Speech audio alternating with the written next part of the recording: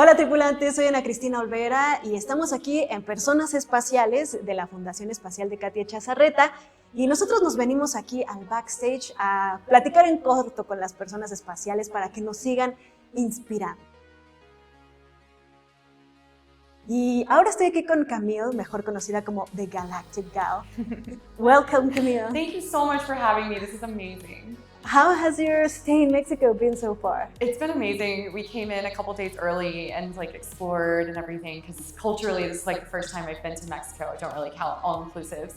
And it's been amazing, and just seeing what Katia has been able to do here with Personas Espaciales, and I'm just, amazing.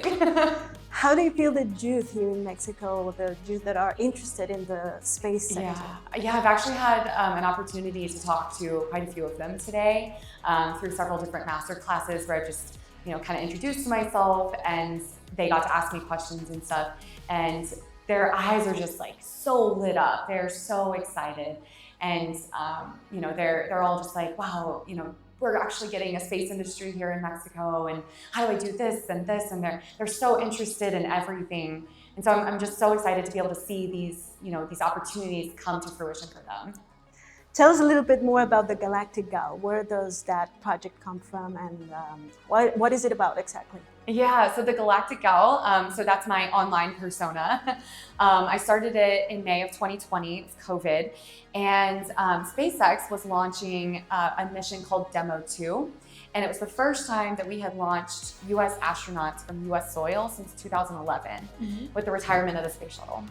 And it was just so important for commercial space travel because it was a commercial company doing it, and for the space industry across the entire world. And so I was like, I want to tell all of my friends about this. So I'm gonna post on social media, my personal social media, and I'm just gonna tell everyone how cool this is.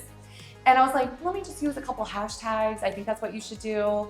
And from there, it just kind of blew up. And it really began beyond that, because beyond that, what I really wanted to focus on was bringing space education and STEM education in general to anyone around the world, no matter where you're at, no matter what your background is. You have a phone and you're on it all day. Let's talk about science, let's talk about space, and let's introduce you maybe to something that you probably would have never seen before. And that's exactly what happened to me, is that I lived in Florida for a brief year when I was really little, and I saw a space shuttle launch, and I was so enamored. But then we moved back to rural North Carolina, pretty much no STEM education, beyond the normal whatever you have to get educated in school.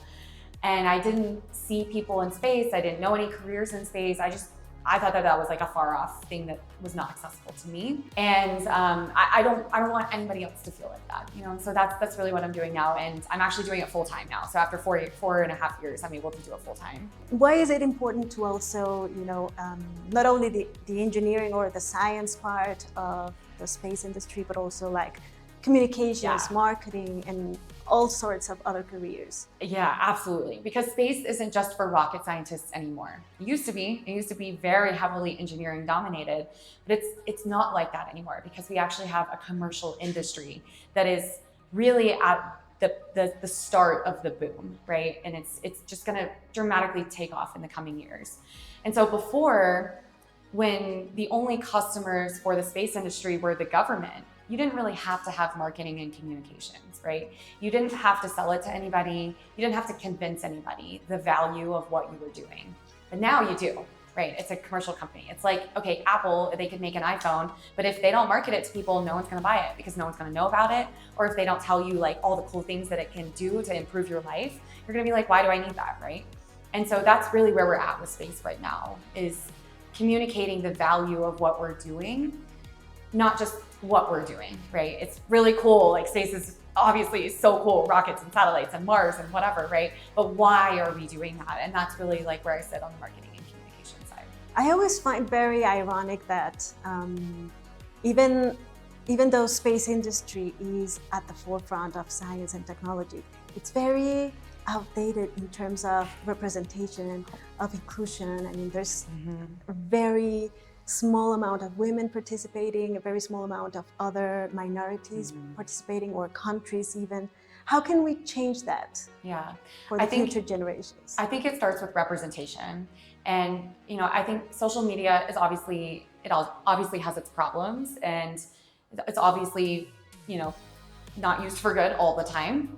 But I think that social media can be used for so much good, because never before have you been able to literally pull something up in your phone, in your hands, use your thumbs to go online and find somebody who looks like you, talking about something that interests you and exposes you to something that you might not have otherwise been exposed to because of your socioeconomic background or your geographical background, anything like that. And I think that is so important in getting women and other minorities into space in this next generation, because they're all sitting there on their phones. So we meet them where they're at, we show them what they can be, because you can't be what you can't see. And so representation just really matters. And I think that that's like the core of how we get more talent into the industry. And of course, not just on social media, but everywhere, right? Like Katya and everything that she's doing here, like she's showing people what you can be. And that's inspiring so many people to do a lot more things, Us communicators and also engineers and people who are into space always have a hard time trying to explain, like decision makers, why space is important. Because it's so expensive, and we have other very pressing problems in our countries. What would you say to those people?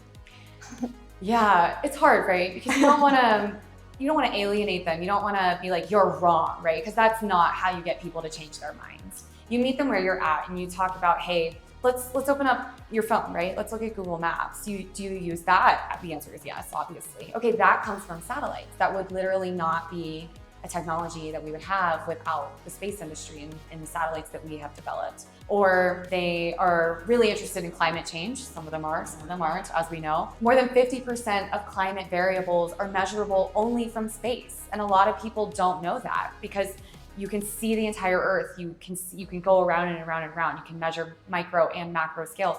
You help to educate them on things that matter to them. And I think that space touches everything that somebody cares about. And I think that you can connect with those people, and that's how you kind of start to turn their wheels like, okay, maybe this isn't so bad.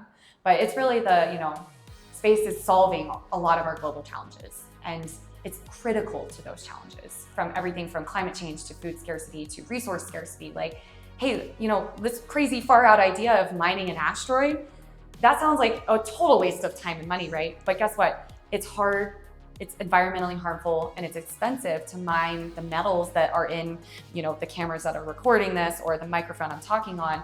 We need to find better resources. We need to find more resources, right? So just any example like that. And I mean, it goes in literally any part of the industry. I can pull on something and connect with somebody. Finally, how do you see yourself and the space industry in 10 years? Yeah, I think we're going to see a much more inclusive industry, not only from who's working in it and getting more minorities into it, getting more women into it, bridging all of those gaps, and getting more amazing ideas and diverse ideas from people. I think we're going to see a lot more innovation, a lot more private investment, which is going to bring in a lot more media attention. And I think we do have to be really careful about what we just talked about, right? Like, space can be seen as this billionaire space race. It can be seen as this really expensive, let's not do that thing. But I think we're going to start to see a lot more money, a lot more funding, a lot more people, a lot more political reform, and a lot more countries, like here in Mexico, right? Like getting more and more countries involved in the space industry.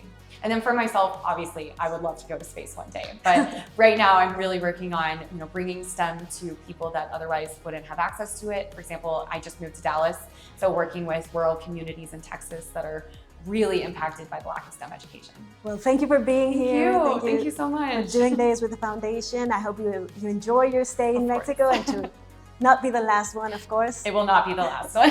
Katya's here. And for inspiring our young people. Thank you very much. Thank you.